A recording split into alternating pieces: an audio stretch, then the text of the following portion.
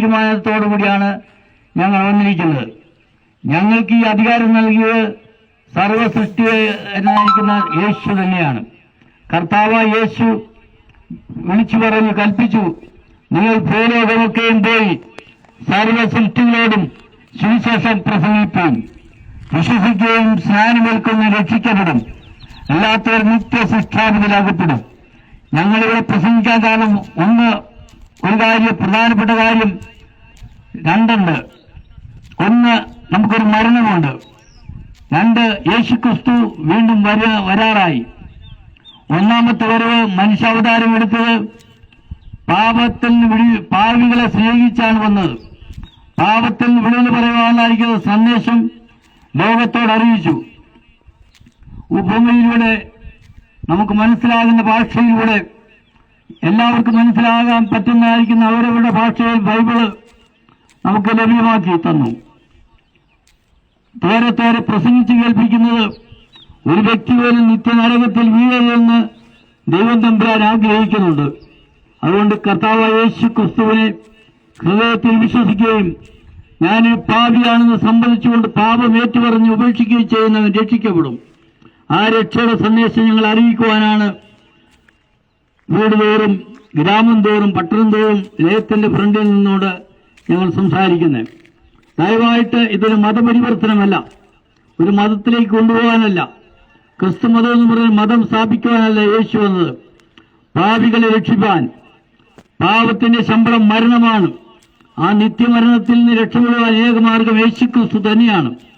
ഒരു കാലത്ത് ഇത്തരം പരിപാടികൾ കാണുമ്പോൾ അപഹാസ്യമായി കളിയാക്കി പോയിട്ടുള്ള ഒരു വ്യക്തിയാണ് ഞാൻ. 1972 മാർച്ച് മാസം 20-ാം തീയതി എന്ന് പറയുന്നത് എന്റെ ജീവിതത്തിൽ മറക്കാനാവാത്ത ഒരു ദിവസമാണ്. കാരണം ഞാൻ അതുവരെ യേശുവിനെ ഒരു മതത്തിന്റെ നേതാവെന്നോ ഒരു നല്ല തത്വജ്ഞാനിയെന്നോ ഒരു ഭിക്ഷാന്തേകിയെന്നോ സന്യാസി എന്നൊക്കെ പറഞ്ഞു നിസ്സാരമാക്കിയിരുന്നു. എന്നാൽ ഞാൻ ആരെ തള്ളിക്കളഞ്ഞോ ആ തള്ളിക്കളഞ്ഞവന്റെ നാമത്തിലുള്ള മാർഗം ധരിച്ചുകൊണ്ട് വന്ന സുവിശേഷകൻ ഞാൻ രക്തം കട്ടിയായി ഛർദ്ദിച്ച് ആശുപത്രിയിൽ അഡ്മിറ്റ് ചെയ്യപ്പെട്ടു. എന്നെ രക്ഷിക്കുവാൻ ഡോക്ടർക്ക് കഴിയില്ല എന്നുള്ള ചിന്ത എന്നെ ഭരിച്ചു. എന്റെ ബന്ധുമിത്രാദികൾ മുഖം കണ്ടപ്പോൾ എനിക്ക് മനസ്സിലായി ഞാൻ മരിക്കാൻ സാധ്യതയുണ്ട്. അതുവരെയും മരണത്തെക്കുറിച്ച് ഓർത്തില്ല. മരിച്ച പല വീട്ടിൽ ചെന്ന് സഹതാപം പറഞ്ഞിട്ട് പോരുന്നല്ലാതെ എനിക്കൊരു മരണമുണ്ട്.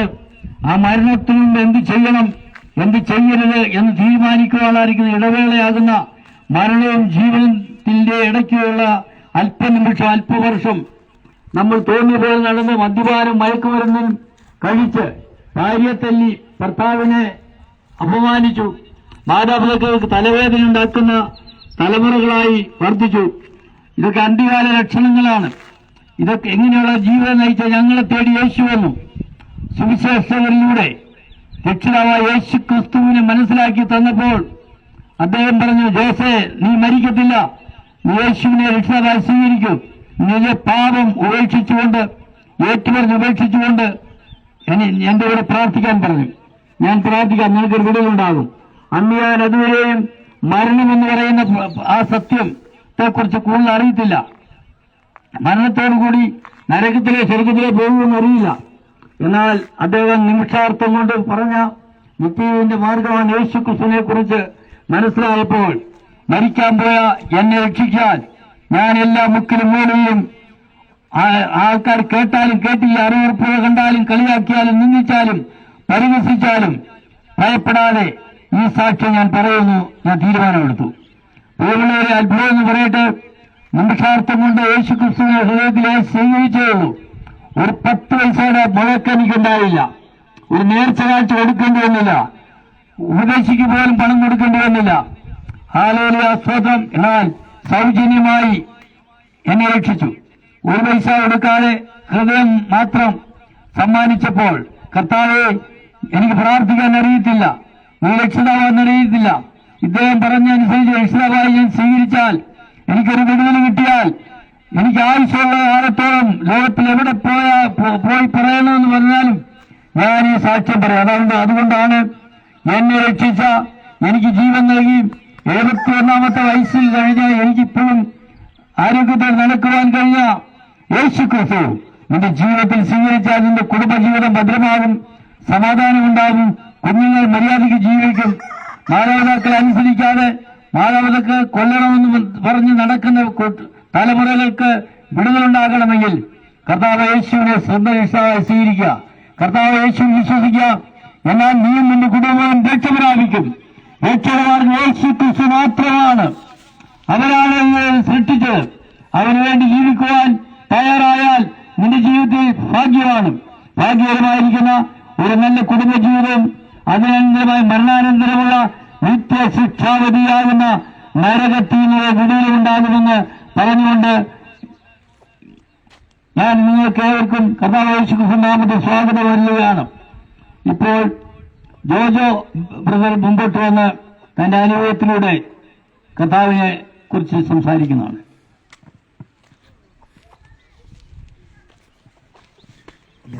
ഇങ്ങനെ പിടിച്ചു ഇവിടെ പിടിച്ചു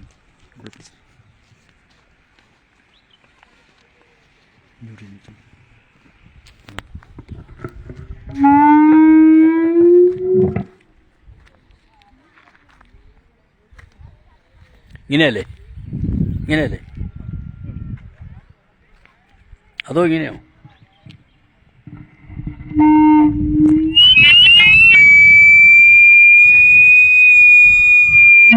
ഇതൊക്കെ മാറ്റിതാ.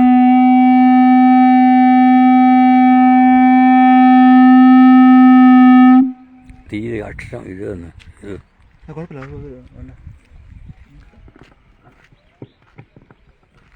വീണ്ടും വരുന്നതിനായ കർത്താവിന്റെ നാമത്തില് എന്നോട് സ്നേഹവന്ദനം അറിയിച്ചുകൊള്ളുന്നു. ഈ വട്ടുമുടി നിവാസികളോട് വഷുപിടി ജോജോസ്, ഇത് വഷുപിടിങ്ങി എന്ന് പറയും. വഷുപിടിങ്ങി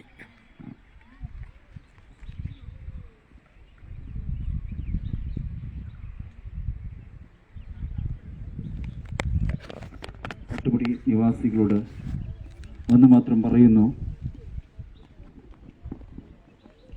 കേവലം 6 വർഷം മുൻപ് 6 വർഷങ്ങൾക്ക് മുன்னாடி நானும் இந்த லோக பிரகாரம் மத்தியவும் மயக்குமருந்து அந்த மாதிரி നടന്ന ആള്. എന്നാൽ ഞാൻ നിങ്ങളെ പരിചയപ്പെടുത്തുന്നത് യേശുക്രിസ്തുവിൻ വചനമാണ് നിങ്ങളോട് പറയുന്നത്. വേദപുസ്തകത്തിൽ ഇപ്രകാരം ഒരു വാക്യമുണ്ട്: മറ്റൊരുത്തനും രക്ഷയില്ല, നാം രക്ഷിക്കപ്പെടുവാൻ ആകാശത്തിന് കീഴിൽ മനുഷ്യരുടെ നൽകപ്പെട്ട വേറൊരു നാമമില്ലെന്ന് വളരെ വ്യക്തമായിട്ട് വീണ്ടും വിളിച്ചു പറയുന്നു. കേവലം 6 വർഷം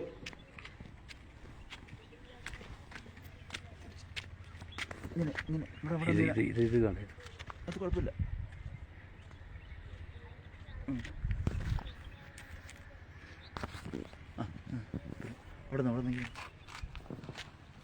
കേവലം 6 വർഷങ്ങൾക്ക് മുൻപ് ഞാനും ഒരു തികഞ്ഞ മദ്യപാനിയായിരുന്നു. കൊല്ലം ജില്ലയിലെ കേരളത്തിലെ കൊല്ലം ജില്ല എന്ന് പറഞ്ഞ സ്ഥലമുണ്ട്.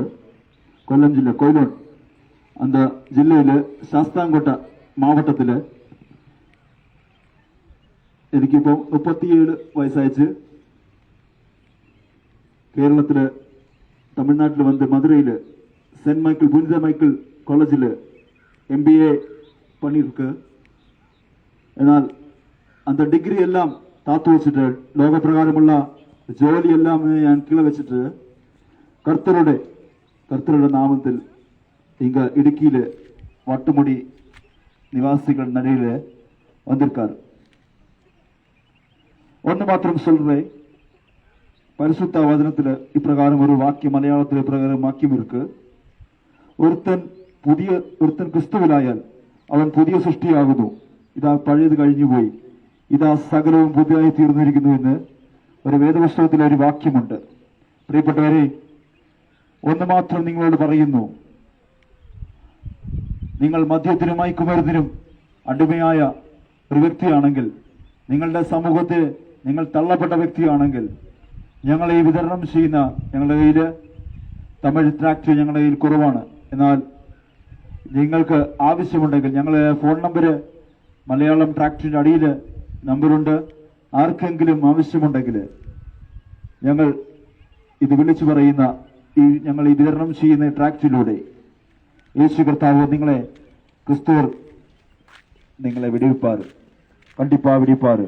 6 വർഷം മുന്നാടി ഞാനും ഒരു തികഞ്ഞ മദ്യപാനിയായിരുന്നു. എന്നാൽ യേശു കർത്താവ് നിങ്ങളെ വിടുവിക്കും. വീണ്ടും നിങ്ങളോട് പറയുന്നു, എനിക്ക് സംസാരിക്കുവാനായിട്ട് യാതൊരു കഴിവും എനിക്കില്ല. ഒരു വാക്ക് പറയണമെങ്കിൽ 5 മിനിറ്റ് കഴിയണമായിരുന്നു. എന്നാൽ ഞാൻ ക്രിസ്തുവരുടെ എന്താ പരിശുദ്ധ വചനം എൻ്റെ കയ്യിലെടുത്ത് മുന്നാടി എനിക്ക് സംസാരിക്കുവാനായിട്ട് കഴിയും. പ്രിയപ്പെട്ടവരെ, ചെറുപ്പക്കാരാ, ഇവിടെയുള്ള അമ്മമകന്മാരോട് ഒന്ന് മാത്രം പറയുന്നത്, മദ്യവും മയക്കുമരുന്നും MDMA പോലുള്ള മാരകമായ വസ്തുക്കൾ ലയങ്ങളിൽ സുലഭമായിട്ട് ലഭിക്കാറുണ്ട്. നിങ്ങളുടെ സമൂഹത്തെ തകർന്നുകൊണ്ടിരിക്കുന്ന, നിങ്ങൾ 7ാം ക്ലാസ്സിലോ 10ാം ക്ലാസ്സിലോ +2-നും കോളേജിലും പഠിക്കുന്ന കുട്ടികളുടെ ബാഗുകളിൽ പരിശോധിക്കണം, ദയവായിട്ട് പരിശോധിക്കണം. അവർ എന്തൊക്കെ ചെയ്യുമെന്ന് നിങ്ങൾ വ്യക്തമായി മാതാപിതാക്കൾ ശ്രദ്ധിക്കണം. അവർ നമ്മുടെ കുഞ്ഞുങ്ങളാണ്, സമൂഹത്തിനെ വാർത്തെടുക്കാൻ പോകുന്ന അവരെ സ്കൂളിലും കോളേജുകളിലും നിങ്ങൾ വളരെയധികം അധ്വാനിച്ച് നിങ്ങൾ തേയിലത്തോട്ടങ്ങളിലൊക്കെയും അധ്വാനിച്ച് കൊണ്ടുവരും. എന്നാൽ അവർക്ക് ലഭിക്കുന്ന പണം, തുച്ഛമായ പണം ഉപയോഗിച്ച് അവർ ഈ മാരകമായ MDMA തുടങ്ങിയ വസ്തുക്കൾ ഉപയോഗിച്ച് തങ്ങളുടെ ജീവിതം നശിപ്പിച്ചുകൊണ്ടിരിക്കുന്നു. പ്രിയപ്പെട്ടവരെ, കൊല്ലം ജില്ലയിൽ നിന്നും ഇടുക്കി ജില്ലയിലേക്ക് കടന്നു വന്ന് ഒരു ദൈവിക ദർശനത്തിന്റെ ഫലമായിട്ട് കടന്നു വന്നു. പ്രത്യേകിച്ച് കല്ലാർക്കവല എന്ന് പറഞ്ഞ ഒരു പ്രദേശമുണ്ട്. അവിടെ ഒരു റിനു ബാബു എന്ന് പറഞ്ഞ ഒരു സഹോദരൻ കേവലം 4 മാസങ്ങൾക്ക് മുൻപ്, പ്രത്യേകിച്ച് അവിടെയുള്ള ജംഗ്ഷനിൽ ഞാനിതൊരു പരസ്യയോഗം നടത്തിയ ശേഷം ട്രാക്ട് വിതരണം ചെയ്തു. എന്നാൽ എന്റെ സംസാര രീതി കണ്ട് എന്നെ കളിയായി കടന്നുപോയി. 2 ദിവസം മുമ്പ് കേൾക്കുന്നത്, ആ പ്രിയപ്പെട്ട സഹോദരൻ ഈ ലോകത്തോട് മാറ്റപ്പെട്ടുവെന്ന്, ആത്മഹത്യ ചെയ്തുവെന്ന്. മദ്യവും മയക്കുമരുന്നും നിങ്ങളുടെ സമൂഹത്തെ തകർക്കുന്നതാണ് പ്രിയപ്പെട്ടവരെ. അതുകൊണ്ട് വീണ്ടും വിളിച്ചു പറയുന്നു, വെളിപാടിന് പുസ്തകം 3-ാം അധ്യായം 3:20 പറയുന്നുണ്ട്, ഞാൻ ഹൃദയമാകുന്ന വാതിൽ നിന്ന് ഓരോരുത്തരുടെയും ഹൃദയമാകുന്ന വാതിൽ നിന്ന് മുട്ടിക്കൊണ്ടിരിക്കുന്നു. ആരെങ്കിലും ശബ്ദം കേട്ട് വാതിൽ തുറന്നാൽ ഞാൻ അവനോടും അവൻ എന്നോടും കൂടി അത്താഴം കഴിക്കുമെന്ന് വളരെ വ്യക്തമായിട്ട് പറയുന്നുണ്ട് പ്രിയപ്പെട്ടവരെ. അതുകൊണ്ട് പറയുന്നത് ഒന്ന് മാത്രമാണ്, 33 വയസ്സില്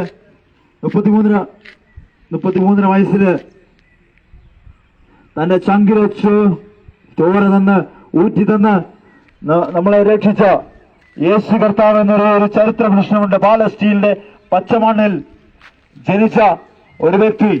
ഞാൻ നിങ്ങളെ മതമാറ്റുവാനായിട്ട് പറയുന്നില്ല. നിങ്ങൾ ഏത് മതത്തിന്റെ ചുറ്റുപാടിലായാലും, നിങ്ങൾ ഏത് ആചാരത്തിന്റെ രീതിയിലായാലും, യേശു കർത്താവിനെ ഇന്ന് പകൽക്കാലം നിങ്ങൾ സ്വീകരിക്കുന്നുവെങ്കിൽ ഒരു പുതിയ വ്യക്തിയായി തീരും. മദ്യവും മയക്കുമരുന്നും നമ്മളുടെ സമൂഹത്തെ കാർന്നുകൊണ്ടിരിക്കുന്ന വസ്തുവാണ്.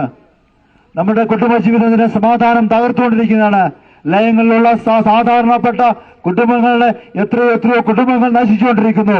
എത്രയോ കുടുംബങ്ങൾ വിവാഹമോചനത്തിന് ഫലമായിട്ട് ബന്ധമൊഴിയുന്നുണ്ട്. എത്ര പെൺകുട്ടികളെ പീഡിപ്പിക്കപ്പെടുന്നുണ്ട്. പ്രിയപ്പെട്ടവരെ, ഒന്ന് മാത്രം പറയുന്നു, മദ്യവും മയക്കുമരുന്നും ഉപയോഗിച്ച് സമൂഹം ഇങ്ങനെ കഴിഞ്ഞാൽ മതിയോ? വീണ്ടും പറയുന്നു, ഞാൻ അനുഭവസ്ഥനാണ്. 6 വർഷം മുൻപ് ഞാനും ഒരു തികഞ്ഞ മദ്യപാനിയായിരുന്നു. ഈ ലോകത്തിന്റെ സുഖങ്ങളിലൊക്കെയും നടന്നു. എന്നാൽ ഞാൻ നല്ല ജോലി ഉണ്ടായിരുന്നു. അതൊക്കെയും രാജിവെച്ചിട്ട് ഈ കർത്താവിന്റെ രാജ്യത്തിന് വേണ്ടി ഇറങ്ങിത്തിരിച്ചു. പ്രിയപ്പെട്ടവരെ, എനിക്കിതല്ല ലാഭത്തിന്റെ കാര്യങ്ങളൊന്നുമില്ല. കേവലം സംഘടന തരുന്ന ഒരു തുച്ഛമായ ഒരു തുക, അതൊക്കെയും ദൈവിക വേലയ്ക്ക് ഉത്തമമാണ്. പ്രിയപ്പെട്ടവരെ, ഒന്ന് മാത്രം പറയുന്നു, അതാണ് ഏറ്റവും മഹനീയമായത്. നിത്യമായ ഒരു രാജ്യം വരാൻ പോകുകയാണ്. കാലത്തിന്റെ സമൂഹതയിൽ വീണ്ടും വിളിച്ചു പറയുന്നു, ഈ ലോകം നശ്വരമല്ല. നിന്റെ ജീവിതം നശിക്കാൻ മുമ്പ് അടുത്ത നിമിഷം എന്താണെന്ന് നിങ്ങൾക്ക് അറിയാൻ സാധിക്കുകയില്ല. പ്രിയപ്പെട്ടവരെ, ഒന്ന് മാത്രം ഈ സഭാപ്രസംഗി വേദപുസ്തകത്തിൽ പറഞ്ഞതുപോലെ സകലവും മായയാണ്. അതുകൊണ്ട് പ്രിയപ്പെട്ടവരെ, ഈ ലോകത്തിന്റെ സുഖങ്ങളിൽ ഓടിയത് മതി. നിങ്ങൾ ഇപ്രകാരം ഒരു പരസ്യവും കേൾക്കുന്നുവെങ്കിൽ, ഈ മൈക്ക് പോയിന്റിന്റെ അടുത്ത് കേൾക്കുന്നുവെങ്കിൽ, നിങ്ങളുടെ കൈ ഉയർത്തി ഹൃദയത്തോട് ചേർത്ത് വെച്ച് ഇപ്രകാരം, അപ്പാ ആണ്ടവാ യേസു ക്രിസ്തുവേ, ഉങ്ക 33 വയസ്സില് പാലസ്തീൻ മണ്ണില് എനിക്കായി കൽക്കുരിശിൽ മരിച്ച அந்த യേശുക്ക് ഞാൻ ജപം പண்றേ എന്ന് നിങ്ങൾ പ്രാർത്ഥന ചെയ്യണം. നിങ്ങളുടെ ഹൃദയത്തോട് ചേർത്ത് വെച്ച് നിങ്ങളൊന്ന് പ്രാർത്ഥിച്ചാട്ടെ. കേവലം ഒരു 37 വയസ്സുകാരന്റെ ഒരു ദീനരോധനമാണ്.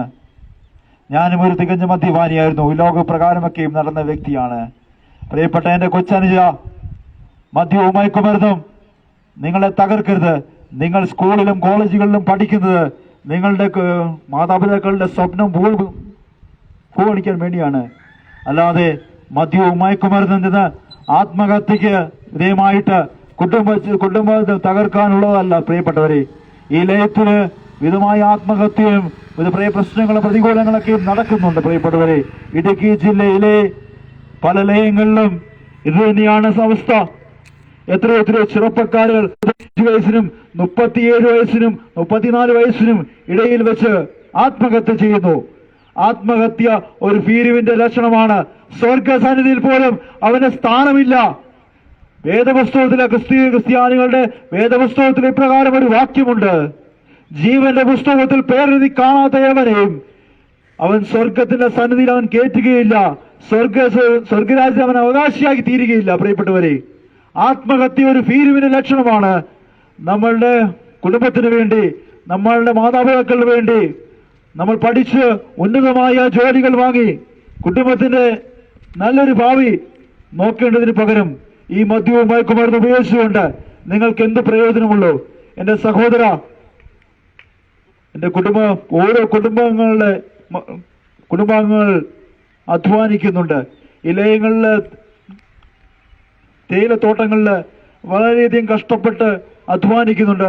അവർക്ക് ലഭിക്കുന്ന വരുമാനങ്ങള് ഈ മദ്യവും മയക്കുമരുന്ന് ഉപയോഗിച്ച് നശിപ്പിച്ച് കളയാൻ വേണ്ടിയാണോ? പ്രിയപ്പെട്ടവരെ, ഞങ്ങളെ പരിചയപ്പെടുത്തുന്ന ഈ വ്യക്തി